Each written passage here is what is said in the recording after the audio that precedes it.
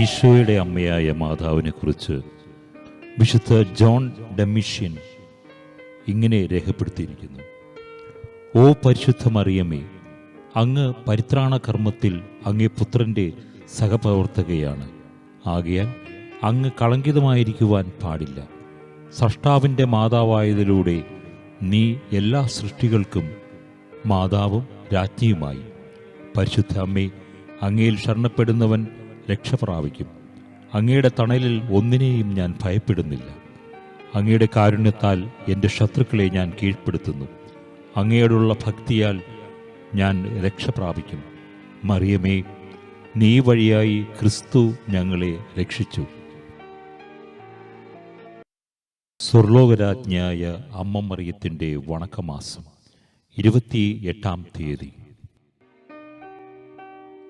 അമല മനോഹരിയായ മരിയാമ്പികെ, അങ്ങ് വിശുദ്ധിയുടെ നികേതനമാണ്. എങ്കിലും നീ പാപികളോട് വളരെ കാരുണ്യപൂർവ്വമാണ് വർത്തിക്കുന്നത്. പാപികളിൽ അങ്ങേ ദിവ്യകുമാരൻ്റെ പ്രതിച്ഛായ കാണുവാൻ അങ്ങ് ആഗ്രഹിക്കുന്നു. നാഥേ, ഇന്ന് ലോകത്തിൽ പാപം വളരെ വർദ്ധിച്ചിരിക്കുന്നു. പാപബോധവും സത്യത്തെക്കുറിച്ചുള്ള അറിവും മനുഷ്യരിൽ കുറഞ്ഞു വരുന്നു. അങ്ങ് പാപികളെ നിരന്തരം മാനസാന്തരത്തിനായി ആഹ്വാനം ചെയ്തുകൊണ്ടിരിക്കുകയാണ്. പാപികളായ ഞങ്ങൾ പാപത്തെ പരിത്യജിച്ച് നിർമ്മല ജീവിതം നയിക്കാനുള്ള അനുഗ്രഹം നൽകണമേ. അപ്രകാരം ഞങ്ങൾ ഈശോയ്ക്കും അങ്ങേയ്ക്കും പ്രിയങ്കരായി തീരുവാനുള്ള അനുഗ്രഹം നൽകണമേ. ആമേൻ. സ്വർഗസ്ഥനായ ഞങ്ങളുടെ പിതാവേ, അങ്ങയുടെ നാമം പൂജിതമാകണമേ. അങ്ങയുടെ രാജ്യം വരണമേ.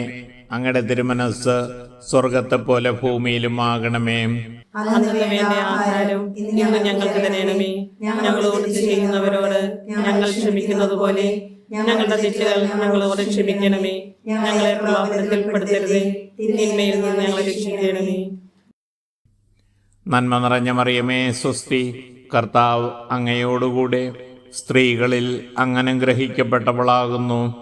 അങ്ങയുടെ ഉദരത്തിൻ ഫലമായി ഈശോ അനുഗ്രഹിക്കപ്പെട്ടവനാകുന്നു. പരിശുദ്ധ മറിയമേ, തമ്പുരാന്റെ അമ്മേ, പാപികളായ ഞങ്ങൾക്ക് വേണ്ടി എപ്പോഴും ഞങ്ങളുടെ മരണസമയത്തും തമ്പുരാനോട് അപേക്ഷിക്കണമേ.